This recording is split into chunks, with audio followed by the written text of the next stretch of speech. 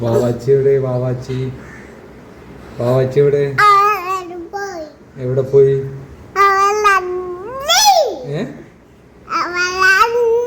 അയ്യോ മര്യാദക്ക് പറയൂ.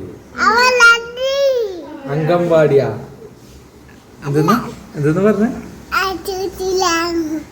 എവിടെ പോയേക്കണ? വാവാച്ചി എവിടെ പോയി? എവിടെ? അംഗൻവാടി പറഞ്ഞേ. അംഗൻവാടി